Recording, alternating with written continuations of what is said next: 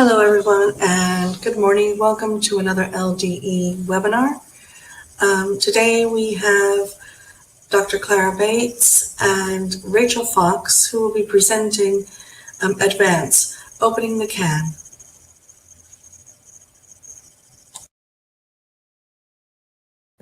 Okay, morning everyone. I'm Claire Bates and I'm going to talk to you a little bit about supported loving. So I'm the founder of Supported Loving and I'm going to explain a little bit more about what that is in a minute, but let me just explain a little bit about how Supported Loving came about and the research behind Supported Loving. So I work for Choice Support, who are a social care charity provider for people with learning disabilities. And I've worked for Choice for about 15 years. And I was given the opportunity to do a PhD.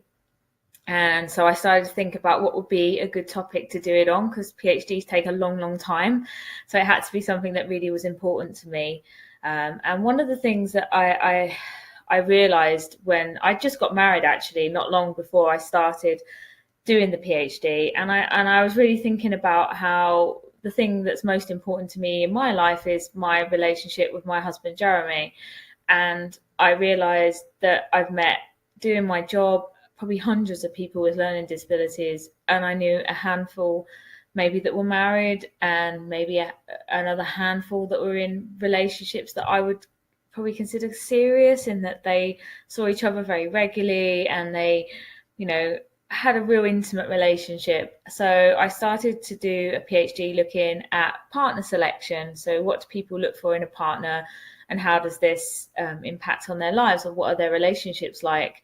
And there's, as you can see on the screen, there was lots and lots of findings, particularly around the benefits of having a relationship, that it reduced people's isolation. Lots of people were very lonely, and having a partner in their life, someone that wasn't paid and someone that really cared about them, was of massive value. Someone to hang out with, to go, to do couple things like dates, cinema, just also companionship, someone to go on holiday with, and, to hold hands. Physical affection was really important, not necessarily sex, but feeling loved and being cuddled and kissed, and having that intimacy with a partner.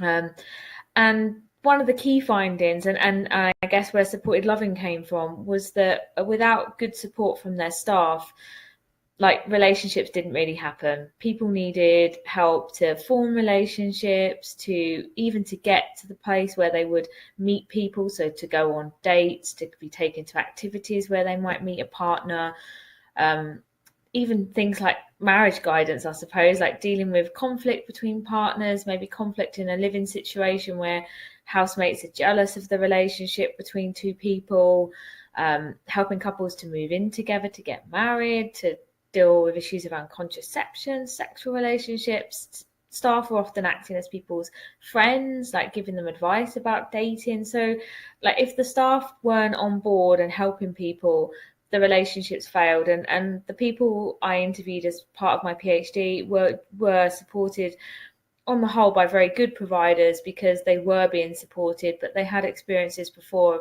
really bad relationships, and not being supported. So that's where the research behind supported loving comes from. And as I say in my bio, I also work for the University of Kent for the Tizard Centre, which is the Centre of Excellence for Research in Learning Disabilities, and I'm currently part of a project there looking at the importance of good support and what makes good support around relationships. So really looking at supported loving's, the findings of my PhD in more detail. They're looking at the importance of support around relationships.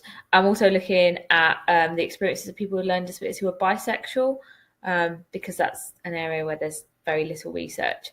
So I'll go on to the next slide. I'm going to show a film here that supported loving, when we first started, within a week of starting, Channel 4 contacted me to ask if they could make a film about what we were doing. So I said yes. So we'll play the film now. It's only 8 minutes long, but I think it'll really give you a good idea of what supported loving's about. And I've got my budgies over here.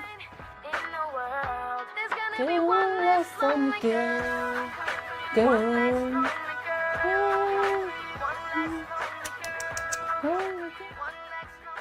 My name is Suling Tang. I live in my own flat, be independent with a bit of a support, and I've got a fiance called Lloyd, and I think we've been together 4 years and 4 months. That's it, yeah.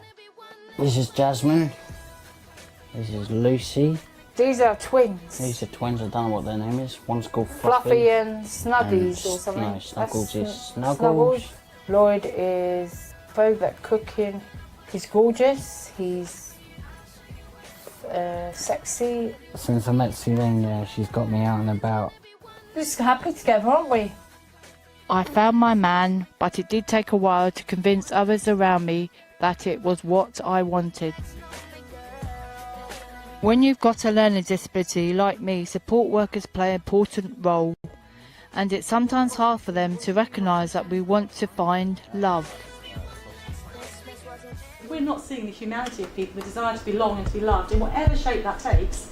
We're really not serving the people we're paid to support or there to support very well. I've come to the launch of a new campaign called Supported Loving. It's been set up to teach care staff to better understand and support relationships like mine. This is really important to me. It's, Dr. Claire Bates has studied relationships in the learning disability community. We decided to launch Supported Loving because one of the main findings was without good support, relationships for people with learning disabilities just didn't happen. That they needed support to organise dates, to go to places where they would meet potential partners, help with contraception, and if they didn't have good support, then it was unlikely to happen for them. We have a system that's grown to support people that actually restricts and suffocates people in many ways from living ordinary lives. I think there's become a bit of a safeguarding, a climate, a climate of protectionism around people. I think, do they have the capacity? The staff want people to have relationships, but I still think there's that fear around people engaging in sexual relationships. What happens if a man gets an erection while he's kissing someone? What does he do? What happens, if it's a friendly kiss or a French kiss? What do you do with your tongue? And don't have too much saliva. And it's just really everyday chat in a cool, doody type way. It's not rude, it's just natural for everybody, isn't it? A lot of support workers are afraid to encourage relationships because of fears over safety. They also worry if people with learning disabilities are able to properly consent. I'm sticking with you. David and Adeline have led the way in convincing the care workers in their supported housing that they should be treated as a couple.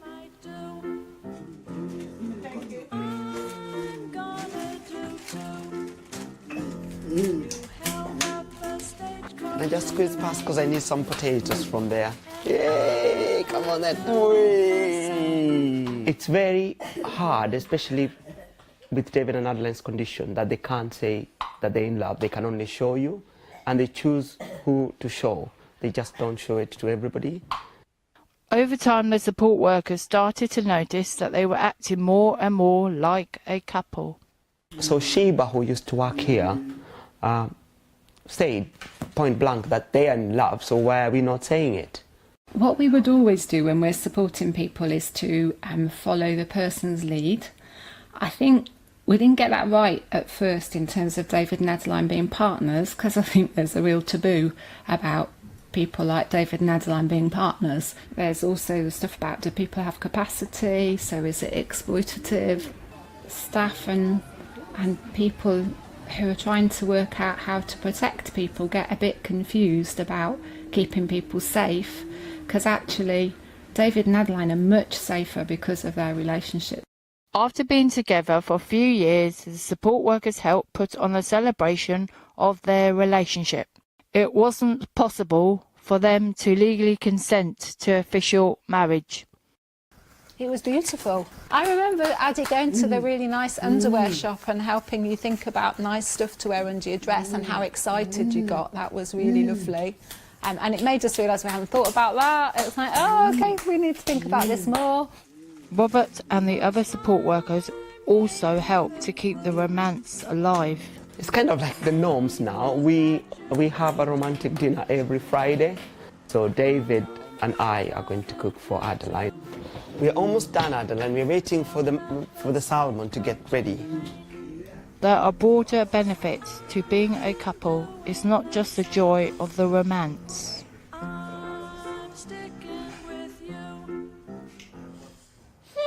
She's on you, love Oh, God. I know that coming. No, that... Get a tissue. You are a little mucky puppy. Before they met, life was a bit lonely for David and Leanne. Come home from work. So you walk in that flat. Look, we've got the support during the day. But it's after that. You lock the door and then you're in on your own. Your mind's just going all over the place. So it weren't fun, was it, love? No. Now they're together, David and Leanne need less help from support staff and even have more confidence to get out and about. Oh, we go all over, don't we? We go to York, we go to Leeds, Scarborough, went to Scarborough. Yeah. David and Leanne are even planning a 5-day trip to Blackpool without support workers to see the sights. Look round. We'll look round and... You'll pay that. Call that thing in your gear. Oh, Frisbee. Yeah, that's it. Go up beach. Yeah. And there are bigger plans to come. I'm hoping, well, another 2 years' time. Yeah. Getting married, aren't we? Yeah. When I first started dating, it was hard for me to find and access the answers to all those private questions about relationships. Josephine and Jack are two lifelike dolls who are used as part of a project to teach people with learning disabilities about sex and relationships through role play. When the naughty man went in the room and didn't knock, how did Josephine feel? She was a bit shell-shocked, wasn't she? She was very shocked. Yeah. We've done fertility and menopause. We have, yes. We've done the healthy eating. When we've done fertility and menopause, Josephine has... Oh, she has butterflies in her stomach. That's when she sees somebody she fancies for the first Oh, time. aye. Yes. We've done like a little demonstration in Josephine's session, and the chaps have as well, about putting a condom on. So we've done that in the session. Yeah, so we've done a lot of that. Hanky-panky, lovely everything I would come out with. It's great to see from projects like this that people are starting to take our romantic relationships seriously. I've been lucky that my support workers have helped me through my relationship. They also know when we need some time alone. Well, hopefully we get married, maybe live together and just have a nice life. I really hope more people with learning disabilities will be given the chance to find love. Love you.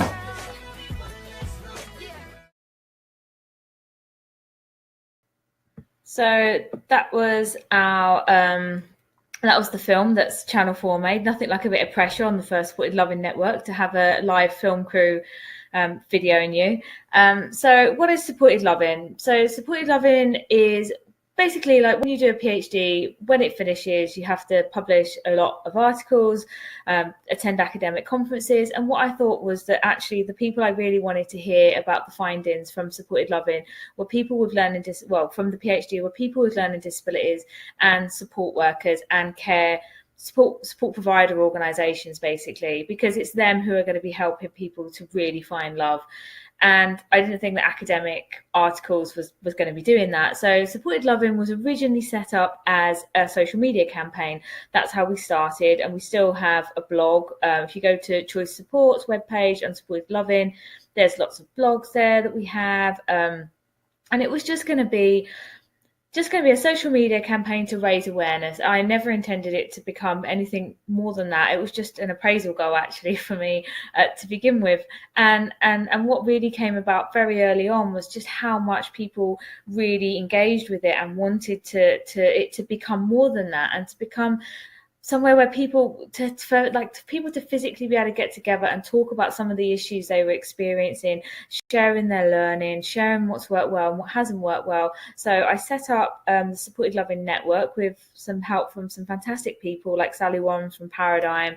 HFT have also sponsored me, and we have many great members such as Advance, who are obviously going to speak to you later today, and all the people in the video, Get a Life. There's so many people, I couldn't thank them all.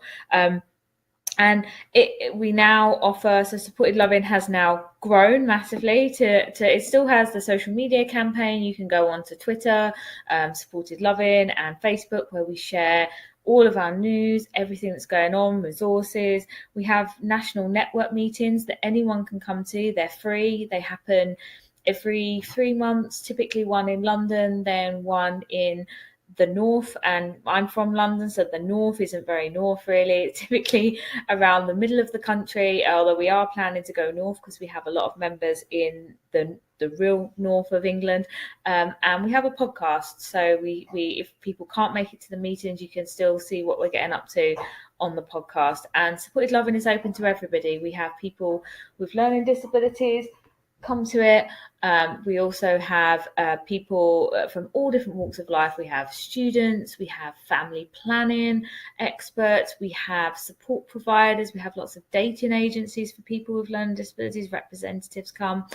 So it's really having lots of people who can help you. So if you're having an issue or struggling with something, there'll be somebody in the network who'll be able to help you. So Supported Loving's role is to bring people together so that we can best support relationships for people with learning disabilities. That's what we hope to do. And we have so our next network meeting, we're having a lady called Liz Wilson from Dimensions come and talk from a family carer's perspective about supporting people around relationships. We have Fitzroy's Love for Life coming to talk about their dating agency, and we have Respond coming to talk to us about support for people with learning disabilities who might have suffered sexual abuse. And that's just a typical Supported Loving agenda. So yeah, that's what will happen. If you want to sign up, please go to any of our social media or Choice Support's webpage, and there's a link there to sign up. I just give a little flavour of some of the things Supported Loving has done. So one of the things we done recently was have a survey, and we looked at sort of basically thinking about why Supported Loving is still needed. You know, we're in 2018. Work around sexuality and relationships, people with learning disabilities, has been going since people left the long stay hospitals in the 80s. My boss at Tizard, Michelle McCarthy, has been working on this most of her academic life, well, all of her academic life, I think. So our survey highlighted that we haven't come as far as maybe we would have hoped, that in terms of if they wanted to. And I thought that was quite a sad statistic. And we asked why. We asked why did people not think couples shared a bed? And some of the answers just, I don't know. Some of them made me feel quite sad. It was that people still had single beds. I've had a double bed since I was a teenager. Certainly since I left home, and things like they'd never asked. It just makes me wonder, like, I'm doing air quotes here, normal relationships. You know, most of us, if we have a partner, how many of us have never shared a bed with our partner? It's a funny thing. It would seem very unusual. And then parents didn't want them to do this, and it can be very difficult to challenge parents because they want the best for their children, and we don't often, as providers, don't want to upset parents. But you know, would we accept this if our parents said, "Or we don't want you to share a bed"? You know, we probably wouldn't. Most people probably wouldn't accept that. So why do we allow that to be okay for people with learning disabilities? And I think, you know, we called this opening the can. This was part of our opening the can campaign to say that, you know, at Choice Support, where I work, we're not perfect. We're working. We're the same as everyone here. We're opening the can. We're starting to have those difficult conversations and really looking at what we're doing. And Advance will explain about how they're doing this too. You know, that it's not about having all the answers. It's about willing to start to tackle the difficult questions. So here were some of the restrictions we found that people face. There was support restrictions, so policy or management prohibiting this, or staff feeling uncomfortable. And I think we want to be clear that it's okay for staff to feel uncomfortable, and we'll talk a little bit about what can make them feel like more comfortable. Environmental restrictions, single beds. There's a slogan. I think someone else has used it, so I couldn't use it really. I can't remember who it was now. Single beds, single lives. You know, that just makes me think that always single beds, single lives. Unaware. There seemed to be a view that people with learning disabilities hadn't asked about this, so it didn't even seem that it would be something that they could that they were thinking about. And that also makes me think that maybe there needs to be a lot more work done with people with learning disabilities, because why would you not think that? If you were in love with somebody, why would you not be thinking about that? I think more work needs to be done with people themselves. And there's a feeling, I think, that in all of the responses and the discussions that I've had, there seemed to be a feeling if people aren't asking about it, then why do we want to mention it? Do we want to open that can? Do we want to start telling people that they have the right to have sex, that they have the right to share a bed? If they haven't raised it, do we want to open that can of worms? And I think it's a human right. If people aren't aware of their human rights, do we not have a responsibility to educate people that they do have the right to a loving sexual relationship? I think as I said earlier, I think it's really fair for staff to be concerned. If your organisation has no clear policy on this, and you're a lone support worker or a lone manager out there championing this, and you're not being supported by your organisation, then I totally understand. If it needs to be a whole organisation, and we'll speak about we'll speak about this a bit more. That people need to know that if they start tackling this issue, that they're going to be supported. We can see that people really did. They believe that staff needed more support around training, more training, and more, and just to be braver to start tackling the topics and knowing that they were going to be supported. Staff need to know where they stand. Basically, was coming out in the findings. And what would help? Dealing with the risk element face on, that was the thing that people were worried that if there was a risk, how are we going to be dealing with it? Are we going to be educating people? Are there going to be more work done with people with learning disabilities to help make things safer for them? Are we giving people the right information? So staff by training, and the people with learning disabilities in terms of appropriate, accessible education around this. And I think there was a lot of a focus from staff here around sex and pregnancy. But for most people, they hadn't even got to the point where they were making the relationships, even starting relationships. So I think we needed to take it back a bit more to actually help people to just start making relationships and not getting so hung up on the sexual element and the risk. Just, people have to be actually being able to have the opportunities to build loving relationships. So I think there was a lot. It didn't sound like from the findings, people were keen to start helping people to have more loving relationships, but they just needed more support. And we need more organisations to start tackling it head on, as I'm sure Advance are going to talk about more in the next section. Just a little reminder here how you can get involved in supported loving. You can join the network through any of the places I've told you. Go onto Twitter, Choice Support. There'll be a link to our mailing list. You can listen to our podcast. You can tell us about something you or your organisation has done around this. We'll be happy if you want to write us a blog post. We will share this to help inspire others. You can make us a video. Again, we love this. It's accessible. We have lots of people with learning disabilities who follow this, and it will help them to be able to view it easily, and tell everyone about supported loving. We really believe that everyone has the right to love in their lives, and we want to make this a reality. So I'm going to hand you over to Rachel now from Advance. Let me just... Hi everyone, my name's Rachel. I'm the Customer Engagement Manager at Advance. We provide housing and support and employment support to people with mental health conditions and learning disabilities. So I'm just going to talk a bit about what it's like to kind of practically put the supported living project and kind of aims into practice. By no means saying that we've got everything completely right, but we've certainly learned some things along our way. So going back to the basics, our first thing was to think about why it was important that we do this and that we tackle this as an issue.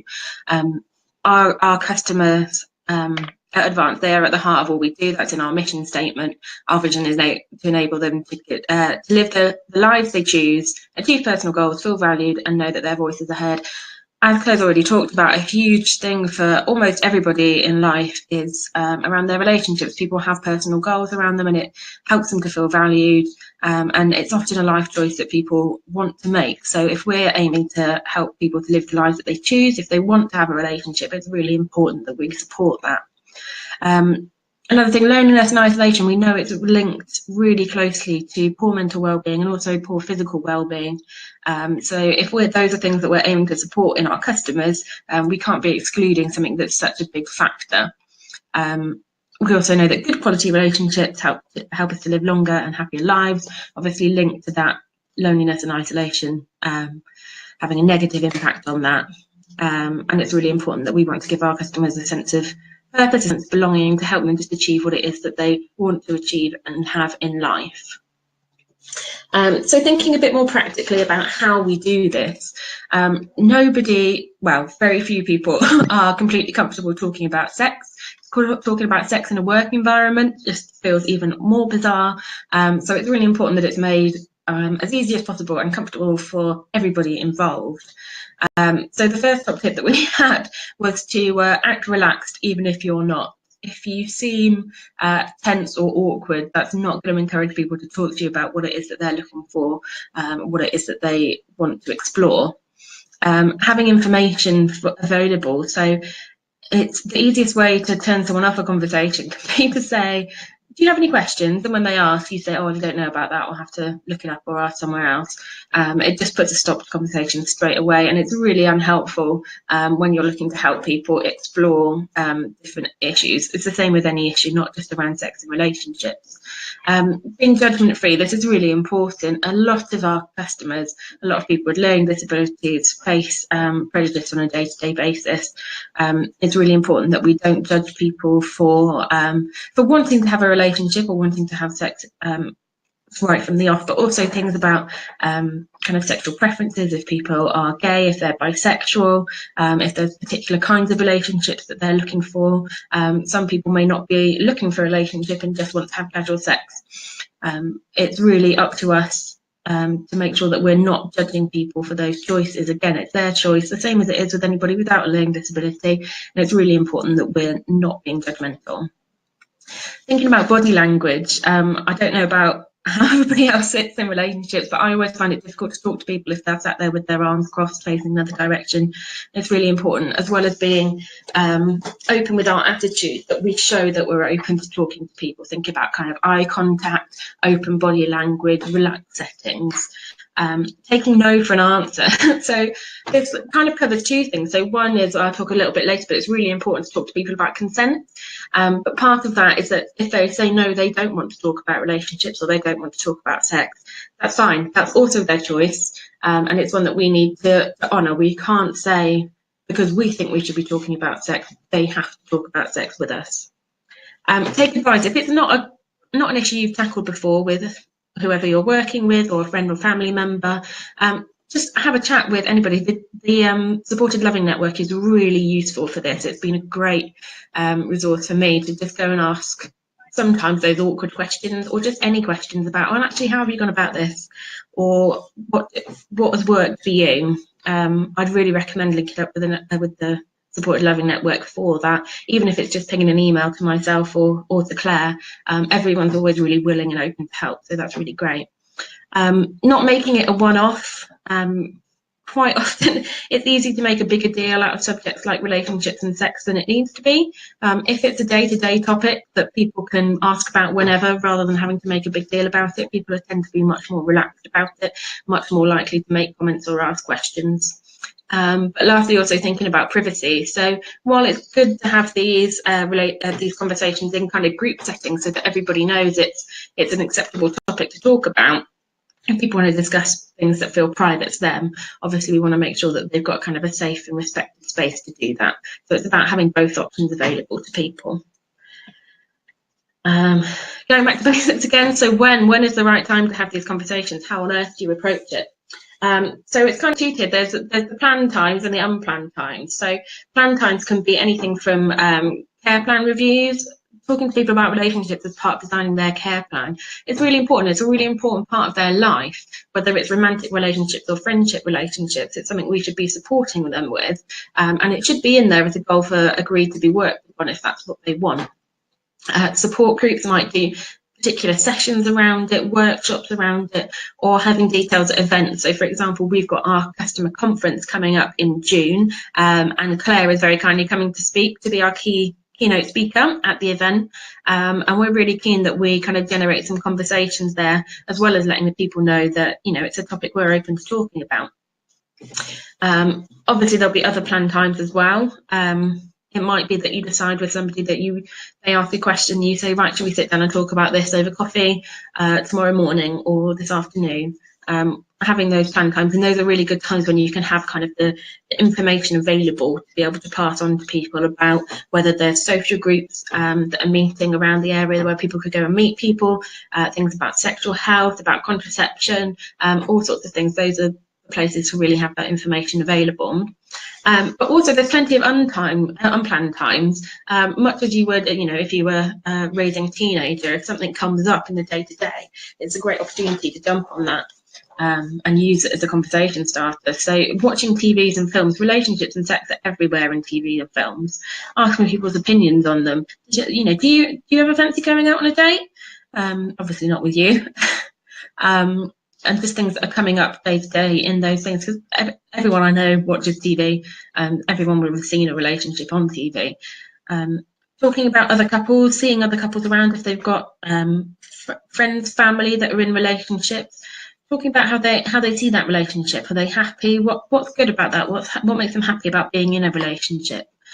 If they bring it up as well, it's really easy to overthink this and think it all has to come from our side. A lot of people, if they're thinking about it, will ask. Obviously not everybody. That's something that Claire's research has found. People aren't always asking these questions, but some people will, and that's the perfect time to have the conversation. And another one I put down was, so seeing a wedding party, out and about, walking down the street, especially at weekends, sunny days, you see weddings happening. See people outside churches taking photos. It's a great opportunity to start the conversation. It won't feel awkward because it's right there, and it's the perfect time, basically. If you can see something, talk about it.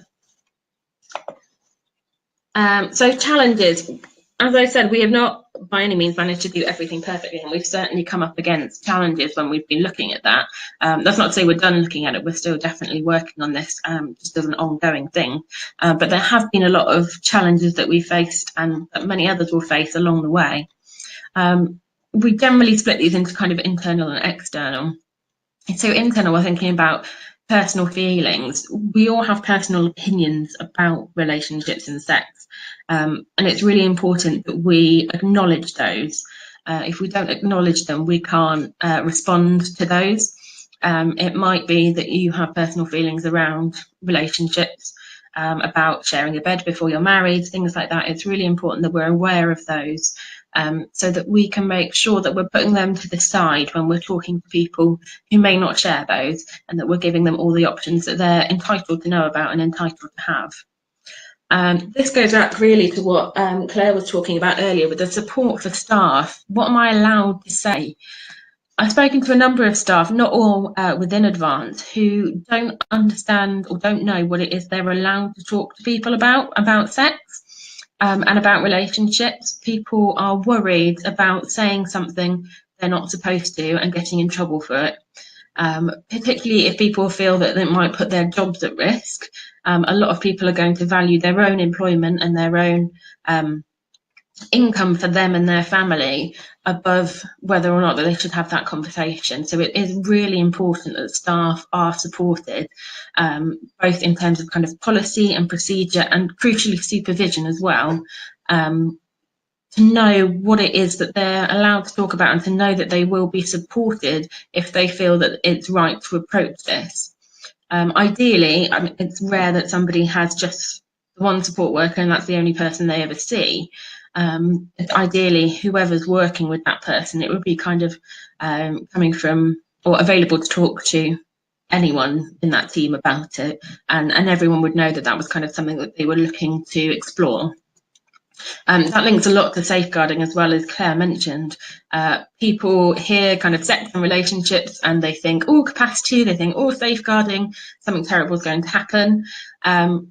There can obviously be safeguarding concerns, but that's really why it's really important to support the staff so that they are able to work with customers, talk with customers in a way that they're enabling them, but also making sure that they're aware of any risks, and that if anything does raise its head that is slightly concerning, that customer feels that they can come and talk to that member of staff because they've already had those conversations, and that member of staff then feels comfortable to talk to their line manager or whoever need be. Also, the never asked question, as Claire said already, a lot of people assume if people haven't asked, they're not interested.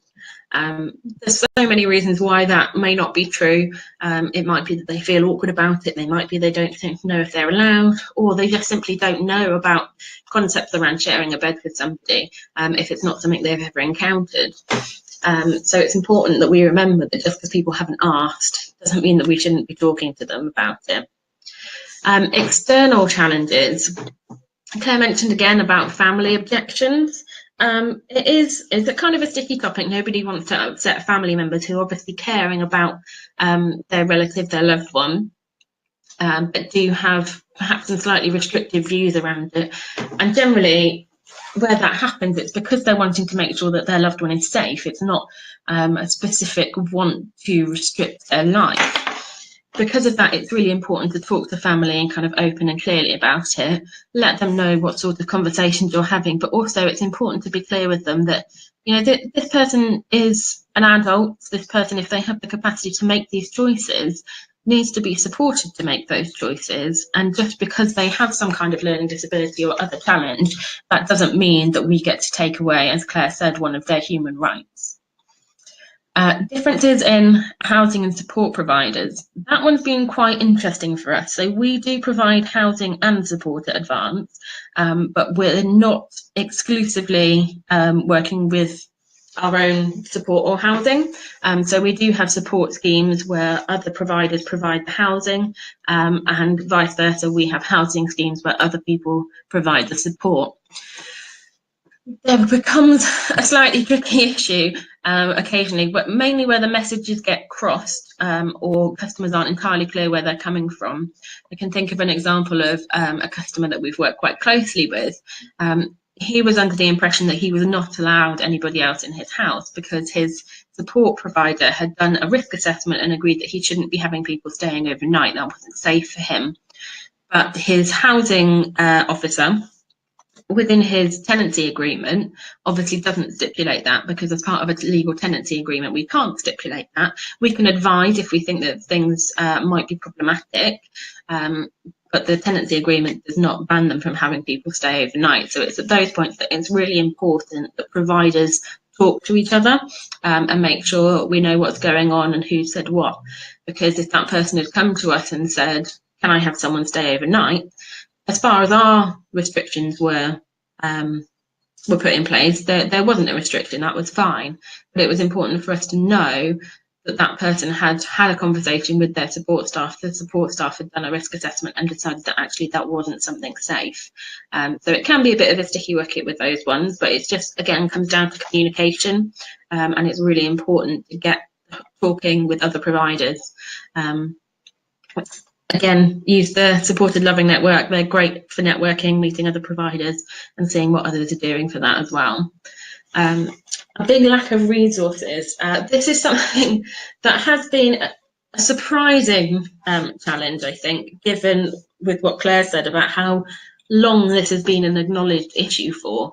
It is very difficult to find resources out there to help you have those conversations and to help inform people about sex and relationships and sexual health and contraception and having a family and all sorts of things around that.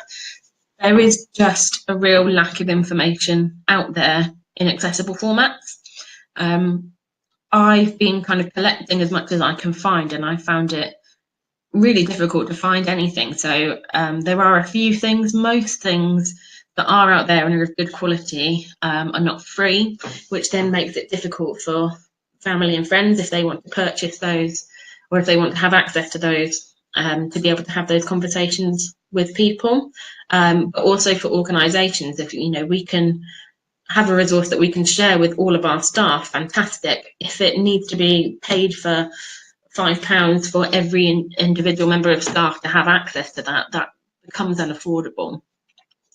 So that has been a huge challenge for us. Luckily, working with the Supported Loving Network has given us a great opportunity, and Claire and I and some of the others at the next meeting will be talking about resources, and we're going to be looking at putting some together to distribute, to make available ourselves, so that there is good quality information out there that anyone can access. The great thing about the Supported Loving Network is it is all about kind of the cause, the moral side of things. If people have this right, it's not about making money. So we're looking to provide to develop something that is good quality and that anyone can have access to. Importantly, successes. I'll draw your attention just to the little picture in the bottom corner. It's one of my favourites. Success isn't straightforward. It's not all up and up. It does go squiggly. There will be ups and downs and backwards and forwards. So try not to be disheartened if something doesn't go as well as you'd hope it would, or if success stalls for a little while. But these are just some of our successes that we've had within Advance since we've started working around supported loving. We're having a focus and workshop around love and relationships at our customer conference, which I've already mentioned is happening this June. Claire is coming to speak. We're also hoping to have the Josephine and Jack project that were featured in the video to come along and do a workshop with us. And we're going to be taking as many opportunities as we can to make it really obvious that we're really open to having these conversations. It's the first step in any working with people, is to make sure that on any issue they know you're open to talking about it. People aren't going to come and talk to you about it if they think they might be told you don't want to. We've also had a Valentine's feature in our Advance Together customer newsletter. You can have a look at that on our website. It's on our Advance website under About Us and Newsletters. Our last customer newsletter went out at the end of January, so we took the opportunity to include a Valentine's Day feature and a bit about safe dating. And the next one, we're going to be looking at kind of safe friendships and developing those relationships as well. A new policy. So this policy is in the works. It's not finished yet, but it's certainly on its way. And it's kind of a policy and procedure rolled into one. And what that's really about is making sure that our staff have the backup to be able to have these conversations and to do this work with people. It's going to be covering a number of topics, everything from kind of consent to gender identities, and everything that really is important for people around relationships. We're hoping to launch that at our customer conference, and what's really key is that we're going to have customers looking at it at every step of the way. It's not just going to be something we produce and put out there to our staff and ignores customers completely. It's so much about customers' lives that it's really important that they have input into that and that they really get to be the ones that shape it. Customers asking, once it's clear we're open to talk about it. I know I've said this 100 times already, but making it clear that we're open to talking about it has really made a difference. We've talked about it at our national forum or advanced collective sessions, at general meetings when customers pop into the office, and there's more conversations happening in our schemes as well, people talking to their support workers. Once it's clear we're open to talking about it, we are getting people asking, we are getting people inquiring about information and just generally being more happy to talk about what it is they're looking for in their lives. To me, I think that's one of our biggest achievements, because at the end of the day, this is all about our customers, all about those people with additional needs that need that extra bit of support to have relationships. And if they're feeling comfortable to come and talk to us, that is the biggest success that we could have. Linked to that, we've had some great opportunities for stigma challenging conversations. We all know there's prejudices around these things, but what actually is when we've gone out and we've been talking to people, when there's been that kind of pullback of, oh, really? You want to talk about, do you think that's appropriate? It's actually, if you feel prepared at that point, it's a great opportunity to talk about, well, why don't you think that is okay? What do you think it is about somebody with learning disabilities that means they shouldn't have the same opportunity that we do? And actually, what can we do to make sure that they have these opportunities and are able to make the most of them in a safe way?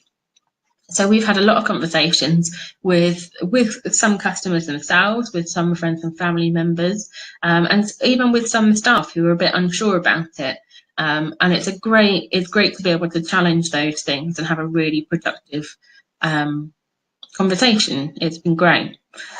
And of course, I've got to say, maybe this is my top one instead of customers asking, but we have been supporting people to have relationships. And at the end of the day, that is what it's all about. So I'll just move on to the next slide. We've got a little example of Tina and David here on their trip to Butlins. Tina and David have been together for a number of years, supported in their relationship by advanced support staff. Last year, they were able to take their first ever holiday together. They took a trip to Butlins. It was a big learning curve for them, not something that they'd done before. But Tina and David, they were able to spend a lot of time together, some quality time together, including dancing to madness, and both really enjoyed the trip. They're looking to do more trips, and they've become quite a feature as a couple out and about, which is fantastic. We couldn't wish for anything more than people to be happy together, having fun and feeling supported in that.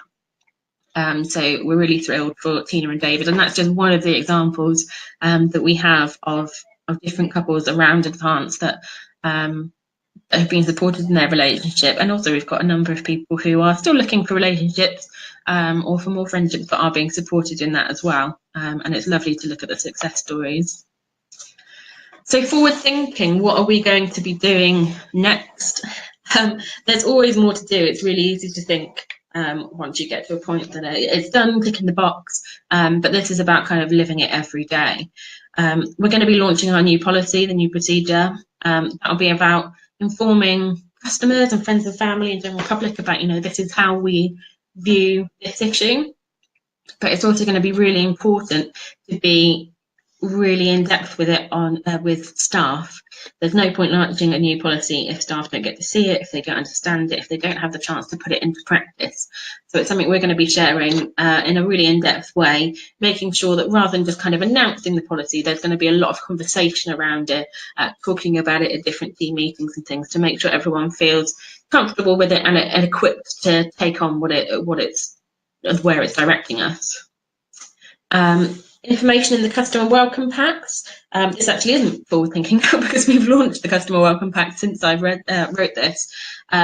We have a new job lot of customer welcome packs. Anybody who joins Advance as a customer, regardless of the service they receive, will receive a customer welcome pack. It varies a little bit depending what service people are receiving. We have ones for our support, for our shared ownership, for employment, for housing, all sorts. And within that pack, there's key information about Advance, who we are, what we do, key information about the service, so service managers, the managerial structure, who you can contact if you need a repair in your home or if you want to make a complaint. But we're also putting in a lot of kind of additional information for people to know. I suppose it does come into a bit more about who we are at Advance, but that we can again be approached about these things, and there's room in there for local information as well. So we've made sure that there's space for us to be able to put in information about where they might meet people locally, about local groups, and then about their rights for friends and family and relationships. So that's a piece of work that we're really proud of. It's available in a lot of formats. At the moment, we've got it kind of in plain English, in easy read, in large print, and we've got the capability to do it in other languages as well, as and when needed. Forward Thinking Our Customer Conference, I think it's the fourth time I've mentioned this already. It's another one of my big projects at the moment, so it's very much on my mind. We will be starting our customer conference in June with an interactive welcome, and what we're going to make sure that we're doing is we're helping people to relax into the environment, to get chatting to each other and get chatting to staff, is that we're going to be having a focus on love and relationships there and talking to people about what it is that they want from love and relationships and what sort of support it is would be important to them around that. And there'll be sticky notes everywhere and lots of colour. But we're going to start right from the beginning our conference with a focus on people loving their lives. Again, we've got Claire coming as a speaker, and I think she'll be great. She's agreed to, because our customer base is both people with learning disabilities and people with mental health conditions. The two don't always overlap. So Claire's going to be speaking to us about what it's important for organisations like Advance to be supporting people who receive support or receive supported housing. And talk about relationships that way. We're going to have the workshop around, we've got a workshop around keeping safe, which is an important aspect of anybody who wants to go out on the dating scene, regardless of whether they've got additional needs or not. And again, the Josephine and Jack project coming to talk with their fantastic life-size dolls, anatomically correct life-size dolls, about they can talk about anything, as you heard, from health to feelings to emotions to anatomy and the practicalities of putting on condoms and having sex and things like that. So I think they're going to be a really popular workshop as well, and it'll be great to have them around. Mandatory training for all staff. Obviously, we have mandatory training at the moment. We've been doing a bit of a review of what that includes. And I'll be working with our learning and development team to make sure that there is within that something on relationships and supporting people with relationships and their rights within it. One of the things that is really key for all of our staff to understand is what comes under the Mental Capacity Act. That governs all of our work with our customers, but sometimes is a bit difficult to put into context on particular subjects. So I just wanted to talk a bit about the 5 kind of statutory principles. So we've got the presumption of capacity, the right for individuals to be supported to make their own decisions, the right to make a bad decision, that all decisions made are in their best interest. If we have to do things on behalf of people, we're making sure it's in their best interest, not just what we think is right or wrong. And any intervention is the least restrictive. That can be a bit hard to put into the context of relationships.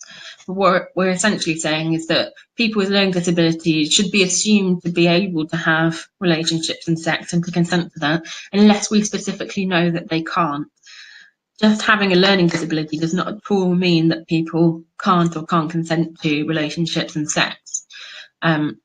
They should be provided with sex education. Nobody can make a real informed consent decision unless they've got knowledge behind that, and that goes for absolutely everybody. So it's really important that we provide people with the information to make choices. We have to let them make poor choices. If they're able to make their own choices, they can make whatever choices they like, whether or not we think that's bad. You know, it's the same as a friend dating someone that we think isn't right for them. We might, as much as we want, be able to, as much as we do want to be able to put a stop to that, but at the end of the day, it is their choice. If they're capable of making that choice, it's their choice, and we have to support that. We can make decisions for people only if they're properly assessed as not being able to make their own decisions about relationships and sex. And where that happens, where they can't make those decisions for themselves, we need to make sure that any decisions are made in their best interests.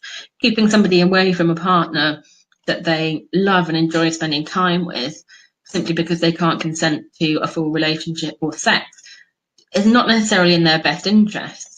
Their quality of life, if they're not able to spend time with people who make them happy, is going to be reduced. And that's not what we're about as a society. It's not what we're about as a sector, and it's not what we're about at Advance. We want to help people to live the lives that they choose and feel fulfilled.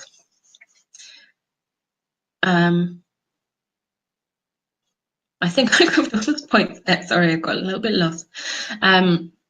New resources, so I've touched on this already. We're making a big effort at Advance within customer engagement to make sure that our staff have resources that they can share with customers. Where those don't exist, we're going to be working with Supported Loving and doing some work independently, kind of internally as well, to develop those resources.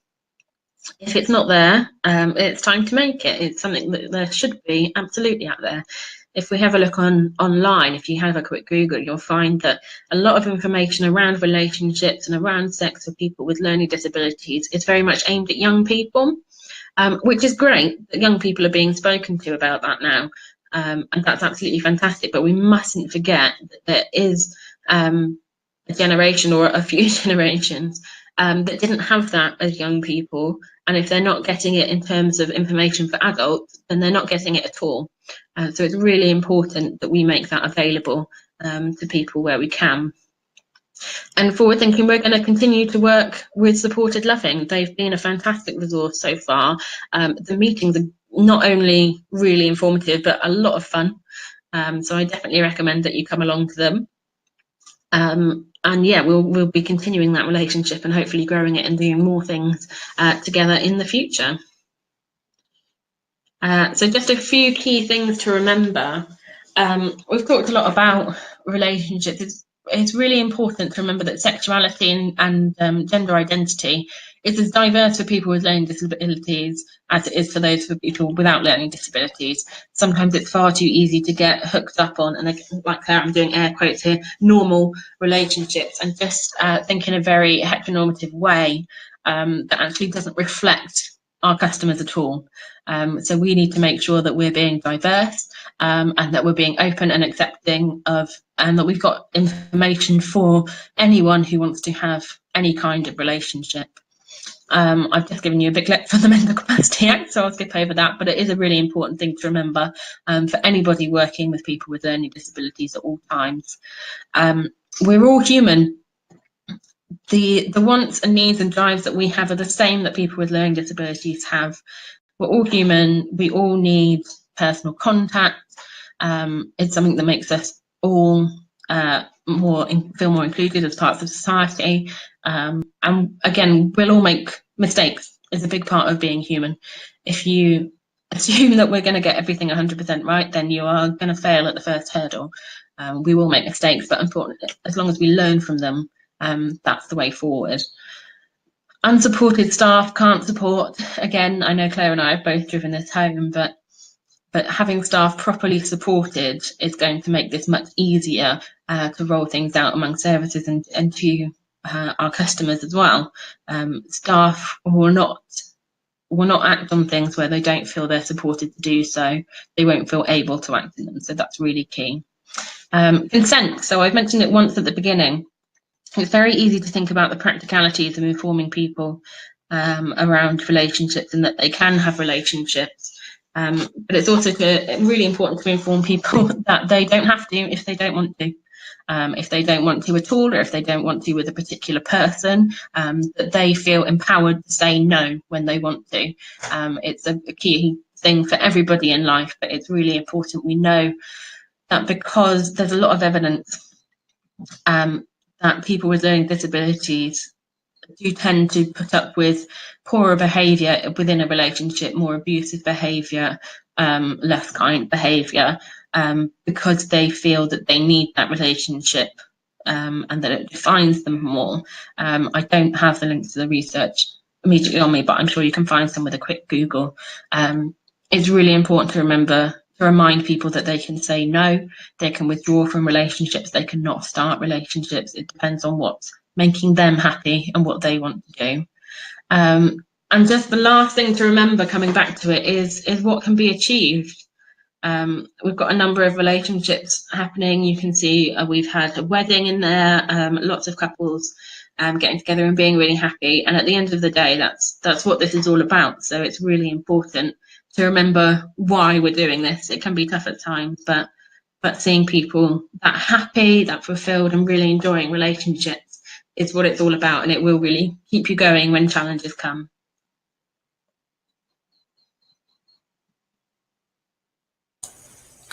Oh, thank you very much, Rachel, and thank you very much, Claire, for those brilliant presentations.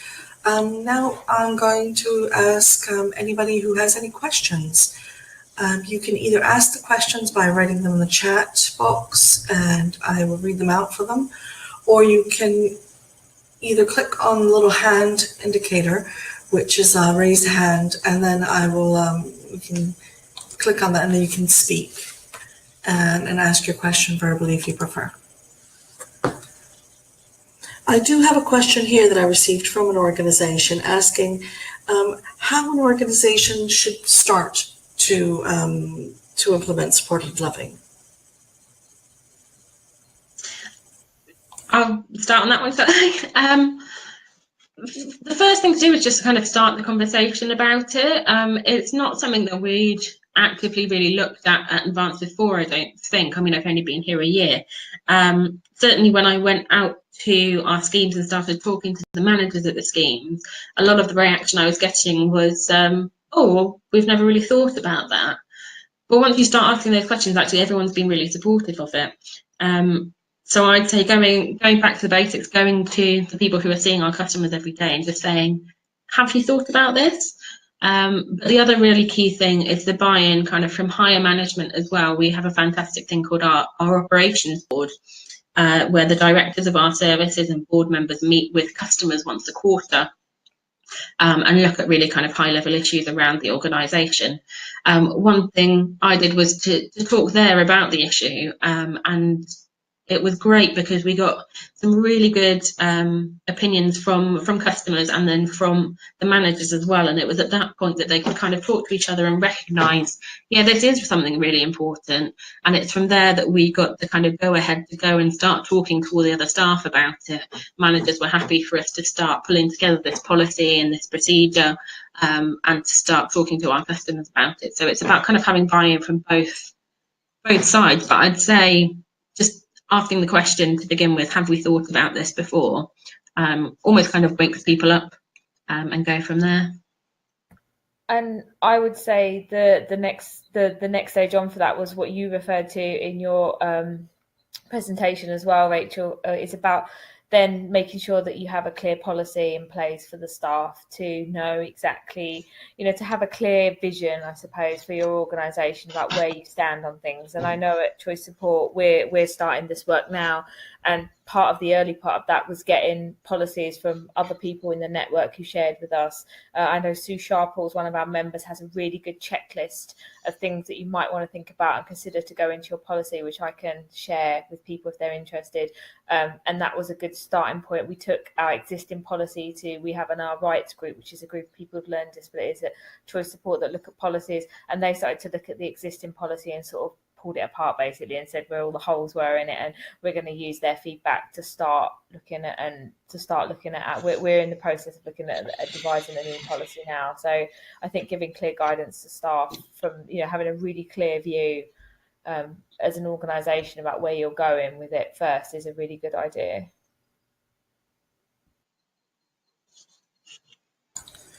We had another question asked, which was, how can people join supported living? I think I already did explain that, but just to be clear, everyone, if you can go to Choice Support's website, there's a Supported Loving tab, and it has on it a link to how you join, or also on any of our social media links, there's a sign up to our mailing list at the top, and that's where all of sadly the network meetings sell out so quickly, so you have to be first come first served to get onto those. And you can follow us on any of our social media, which is where typically we share a lot of our information. But you can also email me at claire.bates@choicesupport.org.uk, and I can add you to the list as well. Martha here asks through the chat, what particular considerations or restrictions are placed on people having relationships when they live in a group living situation? So would that be within kind of shared houses, do you mean?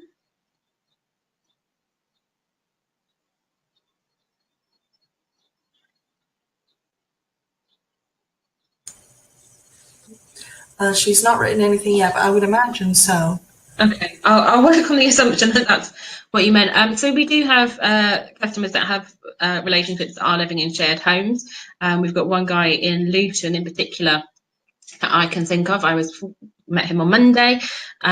He has a partner who doesn't live within the home, but is really made to feel a part of the family there. So he comes to all of their outings that they do. He comes round for kind of Sunday lunch. He's there quite regularly and gets to know the other people who are living in that home as well. What we haven't come across, or I'm not aware of us having come across, is two people within the same household starting a relationship. As far as I'm aware, I don't think there'd be any kind of real we're certainly not restrictions on that, but we'd want to consider the effect of that upon the other people living in that household, as you would for any couple in any shared house. But we don't have any kind of rules or restrictions against people in shared housing having relationships with either internal or external people. It really interestingly, actually, so the PhD that I done, most of the couples had actually met, half of them, I think, in a shared living environment, and it was interesting. There were restrictions on some people. There was jealousy in one house, and it caused a lot of disruption. So the couple were only allowed to share a bed on weekends, which was, obviously the research is anonymous, and that was something that was quite interesting. And there was perceived restrictions as well from a lot of the people, where they asked staff permission to move, for their partner to move into their room, which was interesting. There were restrictions. One person lived in a registered care home, and staff, there were restrictions on, she couldn't bring home casual partners. So if she had met somebody who she wanted to have sex with that night, she couldn't bring them home. Because there was a risk to the other vulnerable people that lived in the house, because nobody knew who the men were, which is something people would need to consider if they were, if this was a situation. You have to think of the other people that lived there. Some people were restricted, and staff used the argument that it was against management policy. Some people even tried to say something to do with fire regulations. So yeah, when I did the research, we did hear about those kind of restrictions. Things like people can't just come into the property without everyone knowing who they are, which, you think about shared houses where, that can be an issue. Living in a shared house as a student, I knew that was an issue. People didn't like, when I was a student, I didn't like coming home to find some strange man in my kitchen. But it wouldn't be something, so it is there, but that's a real life situation. So they are things we need to think about for people. Real life, it's not easy. It's interesting you mentioned there as well about kind of people moving in. What I didn't think about when the question was asked is, obviously we're a housing provider as well, and we do have tenancy agreements with everyone who's staying on our properties. As with any tenancy agreement, there are restrictions on people just moving in. So it would have to be looked at with a housing officer whether it was appropriate to be having two people living in that room or in that property as well. It's also very challenging when the couples break up, because that happened in the middle of my couple separated in the middle of my interviews. And it's not just as simple as if you or I was in a relationship and it ended and we moved out, we would just move out. But for people who've learned to, moving out is often their support is often tied up with the provider. It's not just as simple. They can't just go on to Rightmove and find a room and move out. So that needs to be considered. If the couple separates, like what is gonna, how are organisations gonna deal with that? Because it does happen. Thank you so much, Claire and Rachel, for your brilliant presentation and for taking the time to share your experience and knowledge with us. We would also like to thank everyone for participating in this session and hope you have enjoyed it and found the information discussed useful. We look forward to seeing you at our next session in the near future. Bye for now from LDE.